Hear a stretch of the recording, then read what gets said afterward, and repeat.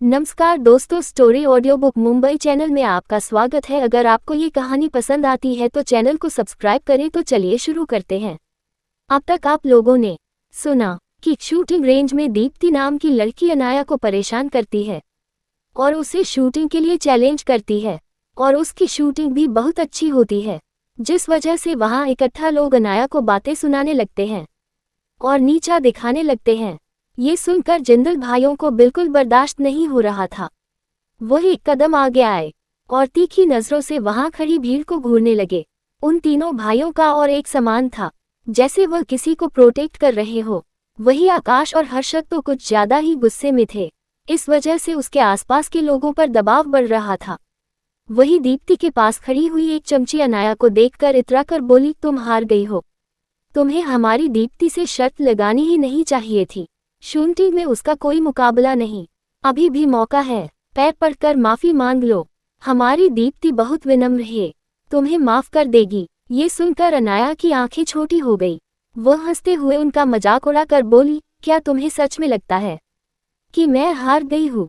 अभी तो मैंने गन अपने हाथ में भी नहीं उठाई और तुमने पहले ही जीत का जश्न शुरू कर दिया और अपनी दोस्त को विनर अनाउंस कर दिया। ये सुनकर दूसरी लड़की बोली, तो इसमें क्या गलत है? क्या तुम सच में हमारी दीप्ति की तरह शूट कर सकती हो? तुम बस एक बेकार कचरा हो जो मर्दों को सेड्यूस करता है। यहाँ तक कि तुमने तो एक ही परिवार के 3 भाइयों को सेड्यूस कर लिया। तुम में बहुत अच्छा टैलेंट है। ये सुनकर अनाया की आंखें, जो अभी भी शांत हुई थी और जिसमें बहुत ज्यादा गुस्सा भरा हुआ था, वह तुरंत ही गुस्से से लाल हो गई। अभी वह कुछ बोलती उससे पहले ही हर्षद जिंदल की कड़क आवाज उस जगह पर गूंज गई, तुम लोगों में बहुत ज्यादा हिम्मत बढ़ गई है, जो मेरे ही सामने उस इंसान को नीचा दिखा रही है जो मेरे साथ खड़ा है। इतना बोलकर वह घूरकर उन लोगों को देखता है। तभी ज्ञान जिंदल, जो लोगों की इंसल्ट करने में काफी अच्छा था, वह उन लोगों की घोर इंसल्ट करते हुए बोला, लगता है मिलिट्री कैंपस की स्टैंडर्ड काफी नीचे गिर चुके हैं, जो तुम लोगों जैसी बेकार लड़कियां यहाँ आकर अपना गटर जैसा मुंह खोल रही है और जिंदल परिवार की प्री प्रिंसेस को नीचा दिखा रही है। तुम लोगों में बहुत ज्यादा हिम्मत नहीं है। ज्ञान की बात सुनकर वहां खड़ी हर कोई डर गया, क्योंकि उन्हें नहीं पता था कि जिंदल परिवार की कोई बेटी भी है। तभी अनाया जब तक खामोश खड़ी थी, वह अपनी डरावनी आवाज में बोली, तुम्हें सच में लगता है कि तुम यहाँ खड़े होकर कुछ भी बोल सकते हो? इतना बोलकर गन घर उठाती है और बिना टारगेट की ओर देखे दीप्ति की आंखों में देखते हुए 10 शॉट एक साथ फायर कर देती है। थोड़ी ही देर में उस शूटिंग रेंज में एक विक्ट्री धुन गूंजती है। ये तभी गूंजती थी जब कोई शूटर एक साथ टारगेट पर फुल स्कोर करता था और अनाया ने फुल स्कोर किया था। वही इस धुन को सुनकर हर कोई अनाया को अविश्वास से देख रहा था। दीप्ति तो नामे सिर हिलाते हुए बोली, बिल्कुल नहीं, तुम ऐसा नहीं कर सकती, तुम्हें जरूर चीटिंग की है। तभी पास खड़ी हुई एक लड़की भी बोली, जाहिर सी बात है, तुमने तो शूटिंग बोर्ड को देखा भी नहीं, तुमने जरूर चीटिंग की है। तुम इतनी परफेक्ट शूटिंग बिल्कुल नहीं कर सकती, तुम एक चीटर हो। वही यह सुनकर आकाश लड़कियों को देखते हुए कड़क आवाज में बोला, तुम्हारे सामने ही यह प्रतियोगिता हुई है और तुम अभी भी हमारी प्रिंसेस पर इल्जाम लगा रही हो। लगता है तुम लोगों को आगे से यहाँ आना नहीं है। ये सुनकर एक लड़की इतराते हुए बोली, तो क्या हुआ, उसने फुल स्कोर किया है? हमारी दीदी ने भी फुल स्कोर के काफी नजदीकी शूट किया था, इसमें इतना इतराने की क्या बात है? तभी ज्ञान, जो पास खड़ा हुआ था, वह जोर जोर से हंसने लगा और अपना पेट पड़कर उन लोगों को देखते हुए मजाकिया अंदाज में बोला, तुम लोग सच में बेवकूफ हो, तुम लोगों का दिमाग बिगड़ चुका है क्या? ये सुनकर हर कोई कंफ्यूजन से ज्ञान को देखते हैं। तो ज्ञान उन लोगों को एक्सप्लेन करते हुए बोला, तुम्हारी यह चुड़ैल जैसी दोस्त ने सिर्फ 200 मीटर की रेंज में शूटिंग की है और वह भी फुल स्कोर नहीं किया है, और मेरी लिटिल सिस्टर ने 1000 मीटर की रेंज में शूटिंग की है, वह भी बिना शूटिंग बोर्ड को देखे, और तब भी वह फुल स्कोर कर पाए।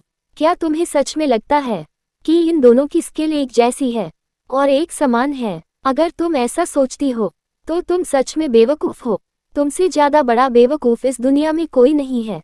दरअसल वहां खड़े हुए लोगों का ध्यान भी इस बात पर जाता है। जाहिर सी बात है, किसी ने इस चीज पर ध्यान ही नहीं दिया था जब कंपटीशन शुरू हुआ था, लेकिन अब सबकी नजरें उस ओर चली गई और उसे देखकर हर किसी की आंखें आश्चर्य से और बड़ी हो गई। हर कोई उसे देख रहा था जैसे वो कोई शूटिंग गॉड्स हो। अनाया को उन नज़रों से कोई फर्क नहीं पड़ा, क्योंकि उसे इसी नज़र देखने की आदत थी। लेकिन बाकी लोग अलग थे। हर कोई बस अविश्वास से अनाया को घूर रहा था। कुछ लोग तो भीड़ में बातें भी बनाने लगे, क्या सच में ये लड़की इतनी अच्छी शूटिंग कर रही है? कुछ लड़के जलन में बोले, बिल्कुल नहीं, ये बस दिखावा कर रही है। इस तरह की शूटिंग तो नेशनल लेवल का खिलाड़ी भी नहीं कर सकती। बिना देखे टारगेट को इतना एक्यूरेटली शूट करना कोई मामूली बात नहीं है। हम इतने साल से प्रैक्टिस कर रहे हैं और आज तक हम भी ऐसा नहीं कर सके, वह भी इतने लॉन्ग रेंज में तो बिल्कुल नहीं।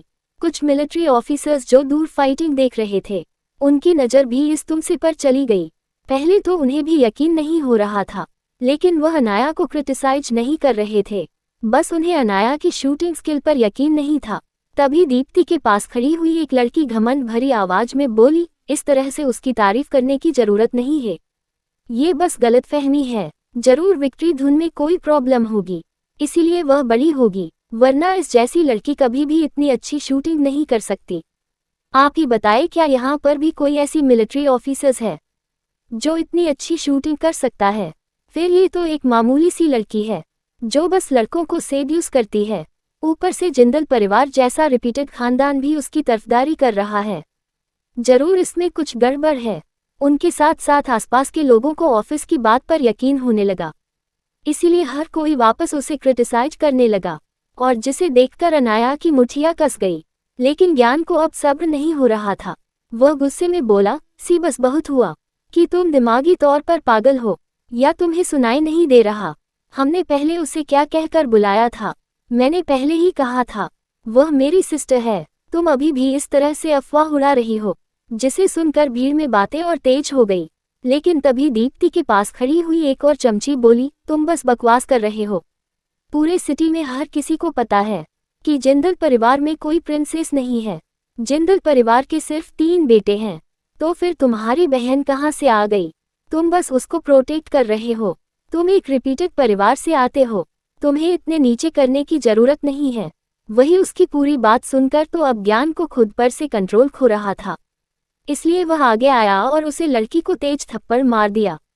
इस थप्पड़ की गूंज इतनी ज्यादा थी कि पूरे शूटिंग रेंज में गूंज गई। हर कोई अविश्वास से ज्ञान को ही देख रहे थे। वही दीप्ति के पास खड़ी हुई लड़की तो अभी भी सपने में थी। उन्हें यकीन नहीं हो रहा था कि कोई उसे थप्पड़ भी मार सकता है, वह भी पब्लिक प्लेस पर। वो गुस्से में दीप्ति को देखकर बोली, दीप्ति तुम नाराज ना होगा, देखो ये हमारे साथ कैसा बिहेव कर रहा है, तुम्हें इसे सबक सिखाना होगा। इसकी हिम्मत कैसे हुई मुझ पर हाथ उठाने की? भले ही वह जिंदल परिवार से आता है, लेकिन इसका मतलब यह नहीं है कि वह किसी पर भी हाथ उठा दे। और मैंने कुछ गलत नहीं कहा, सब कुछ सच्ची कहा है। दीप्ति भी अपनी इंसल्ट का बदला लेना चाहती थी, और उसे लग रहा था कि अगर बहस आगे बढ़ी तो वह लोग अच्छे पोजीशन में होंगे, शायद उन्हें पहले की विश पूरी ना करनी पड़े। इसीलिए वह भी उसका साथ देने लगी और ज्ञान को डांटते हुए बोली, तुम्हें ऐसा नहीं करना चाहिए था। तुम्हें दिख नहीं रहा है वह एक लड़की है, तो मैं एक लड़की पर हाथ कैसे उठा सकते हो? तभी वहां पर एक कड़क आवाज आई, क्या हो रहा है पहा? कौन था वो इंसान जो अभी अभी आया था? और क्या दीप्ति को इतनी आसानी से जाने देगी? और क्या आगे और मामला बढ़ेगा? अगर आपको अगला एपिसोड चाहिए तो लाइक करें, कमेंट करें और चैनल को सब्सक्राइब करें।